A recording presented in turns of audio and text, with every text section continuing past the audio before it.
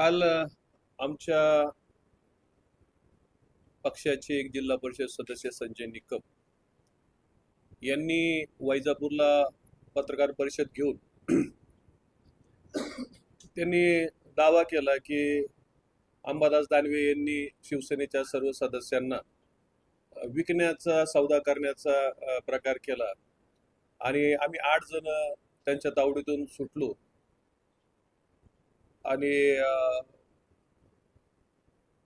आम्ही पक्षाच्या उद्धव साहेबांच्या आदेशाच्या बरोबर राहिलो असा जो दावा त्यांनी केलाय त्याचा खुलासा करण्यासाठी आजची ही पत्रकार परिषद आम्ही बोलवलेली आहे.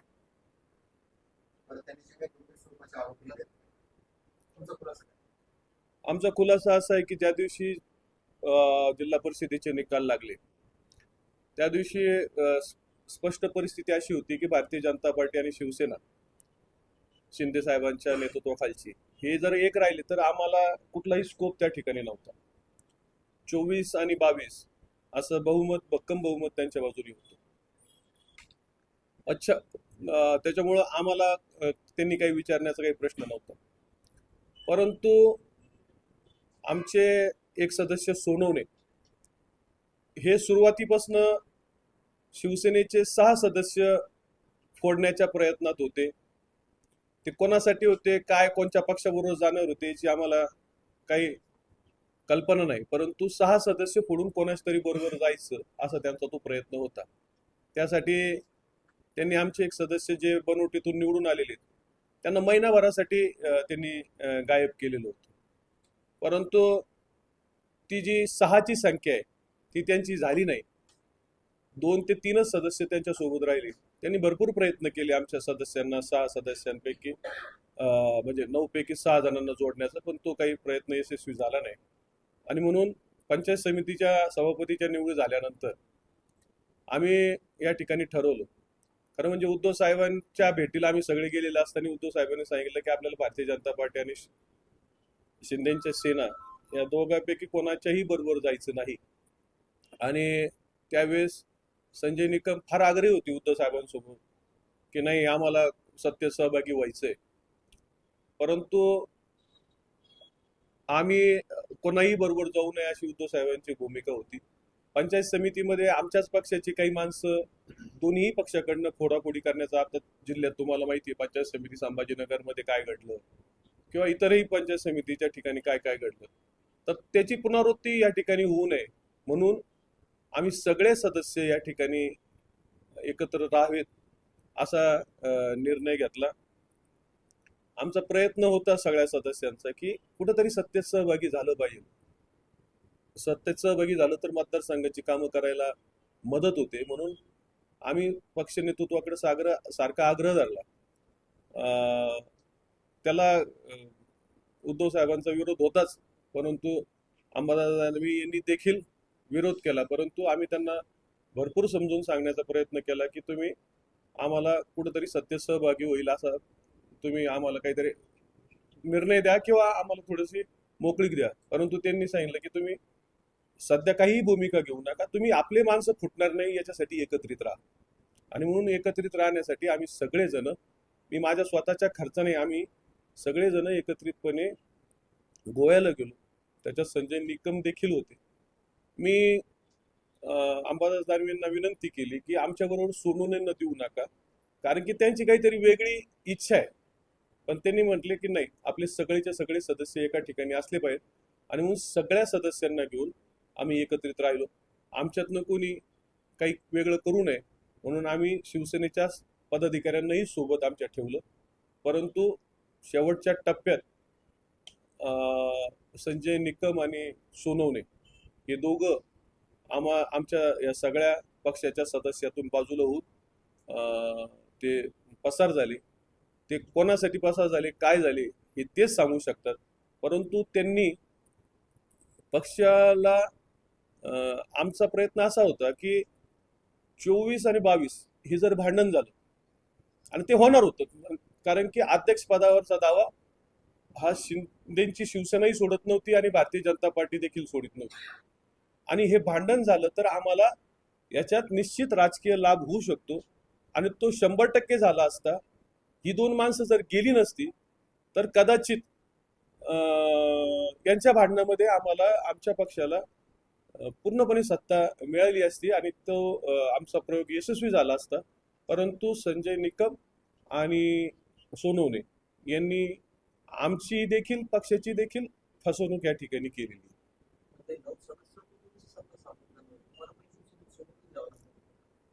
बघा काय झालं की स्पष्ट बहुमत त्यांचं होत.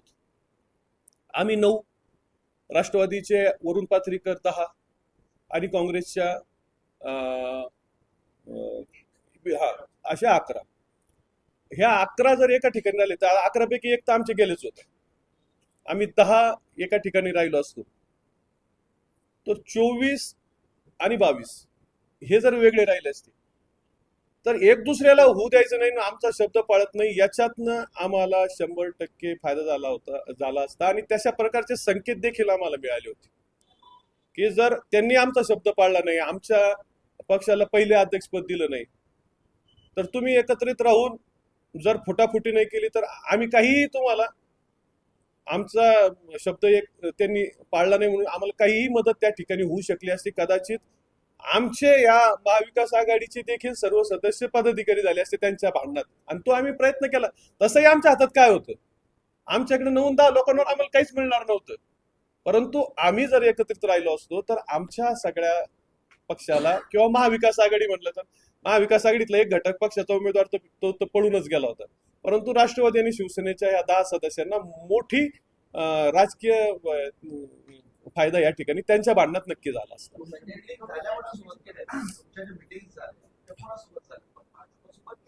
आमच्या मीटिंग दोघांच्याही सोबत झाल्या. आम्ही तो अंदाज काढला होता की त्यांची तीव्रता वाढलेली आहे.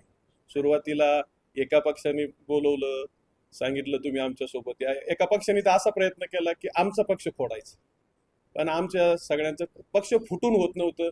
ज्यांना पक्ष फोडायचा होता त्यांना 6 लोक लागत होती, ती 6 लोक होत नव्हती, आणि म्हणून मग 6 लोक होत नाही म्हणून सगळा पक्ष एका ठिकाणी ठेवायचा, ह्या मतावर सगळे आले होते. आम्हाला मग नंतर दोन्ही पक्षांकडनं विचारणा झाली, आम्ही दोन्ही पक्षांना बोललो, आणि आम्हाला सुरुवातीला काही पदं या ठिकाणी कबूल केल्या गेली, आणि दोन्ही पक्षाच्या याच्यातनं आमच्या असं लक्षात आलं की हे भांडण 100% अध्यक्षपदावर होणार आहे. आपली एकी ठेवली तर या बार्गेनिंग मध्ये आपल्याला फायदा होऊ शकतो, आणि आम्हाला हे करायचं अशा पद्धतीने एकत्रित राहून हे प्रयत्न आम्ही केले. पण आमच्या ह्या एकत्रीकरणाच्या प्रयत्नाला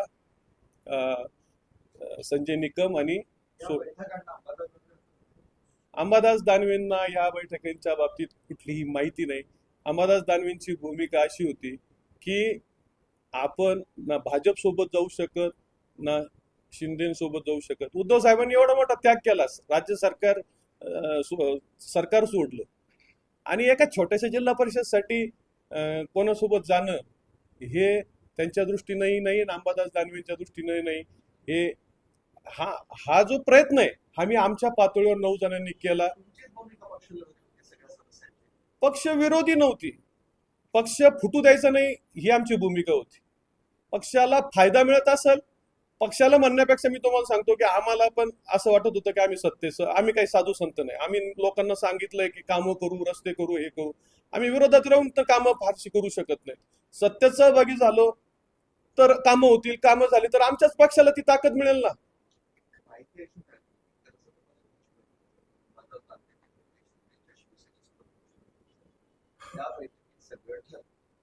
आणि त्याच्यानंतर मग आता हे असे आरोप होतात की अंबादास दानवे पक्ष विकायला काढला किंवा सदस्य विकायला काढला, कारण तिथे काही पक्षाची पैशांची देवाणघेवाण इथपर्यंत माहिती.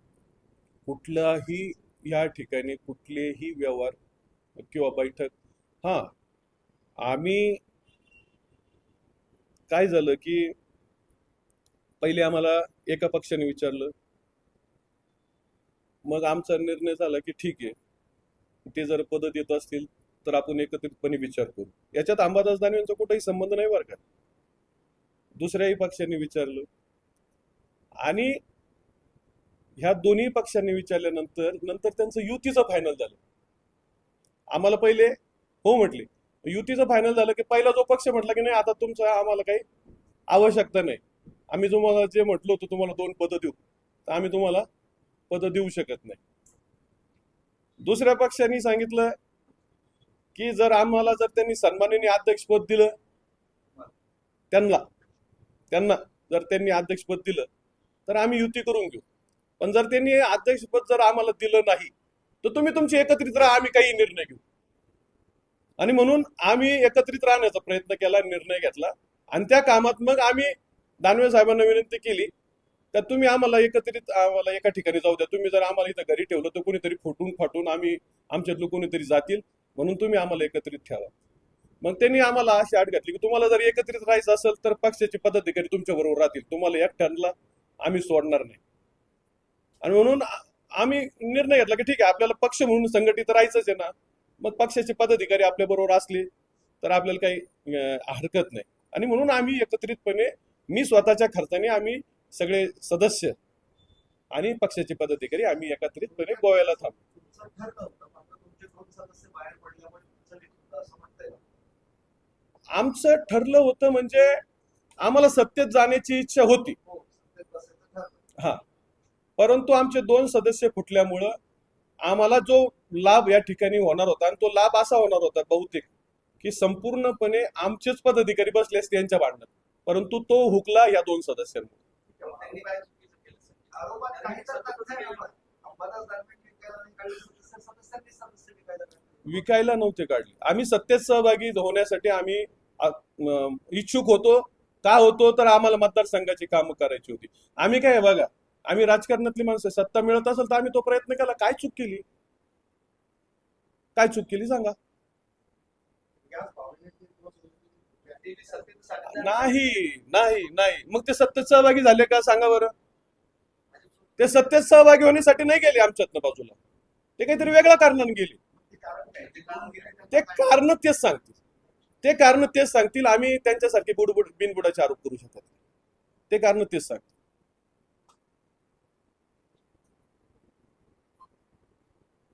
काही प्रश्न आहेत आणखी?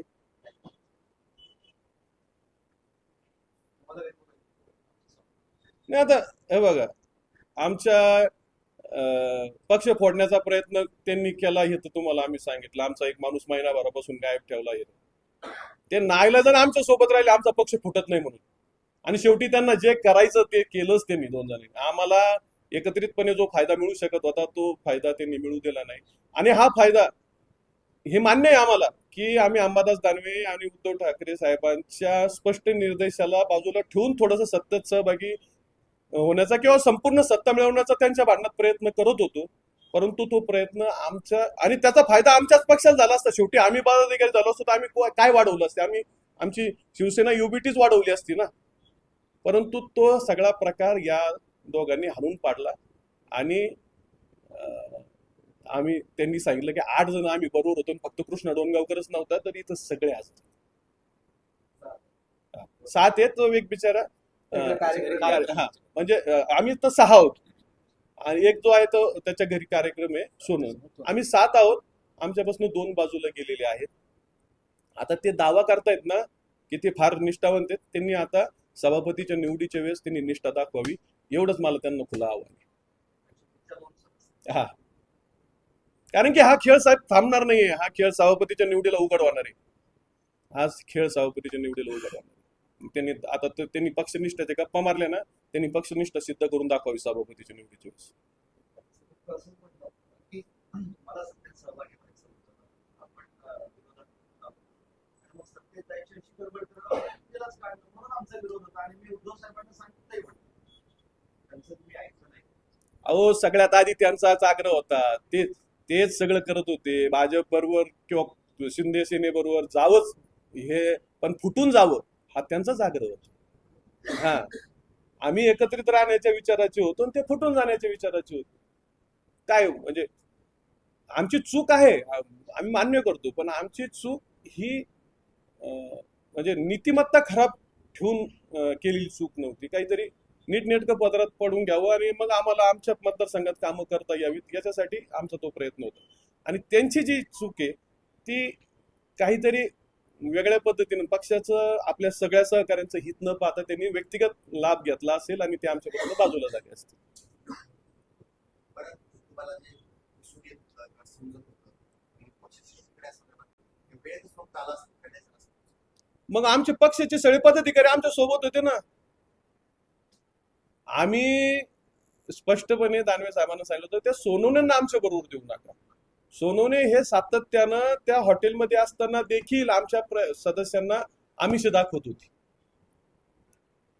आम्ही सांगितलं पण आता कसं आहे, पक्षाने सांगितलं की नाही तुम्हाला राहायचं ना सगळे एका ठिकाणी राहा आणि आमच्या समोर राहा. काय विचार? मग सत्तेत काय होतं? आ? सत्तेत तर जायचं होतं तुम्हाला. अपेक्षा काय झाली? नाही आमचं तर आमिष फोडीसाठी सोनवणे जे आहेत आमच्यातले काही लोकांना बाजूला करण्यासाठी आमिष दाखवतो त्या आर्थिक स्वरूपाची. थोडक्याची जाहीर कबुलीच आहे. तुम्हाला कोणासोबत तरी जायचं होतं, फक्त जमून आम्हाला सत्तेत जायचं होतं. आम्ही काही साधू संत नाही. आम्हाला सत्तेत जायचं होतं. आम्हाला राजकीय डावपेच खेळून सत्तेत जायचं होतं. आम्हाला त्यांची भांडणं लावून सत्तेत जायचं होतं. आम्ही त्यांची भांडणं लावायला यशस्वी झालो आणि ती भांडणं सभापतीच्या निवडणुकीत आमच्या पथ्यावर पडणार हे तुम्हाला मी सांगतो.